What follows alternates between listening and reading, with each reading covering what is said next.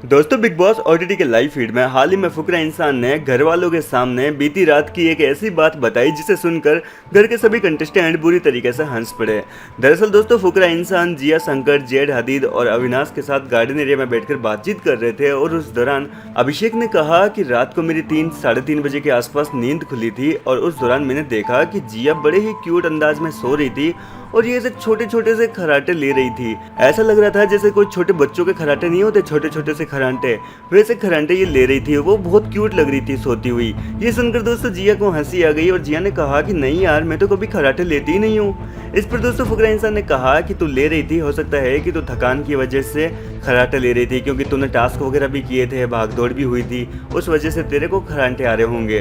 वहीं दोस्तों इसके बाद में फुकरा इंसान ने बताया कि फिर मैंने आसपास देखा तो भाई साहब पूजा मैम तो पूरा बिस्तर अपने ऊपर ओढ़ के ऐसा भूतों की तरह सो रही थी। बेबिका को देखा तो बेबिका भी कुछ ऐसे ही अपने टांगे फैला कर चौड़ी होकर सो रही थी।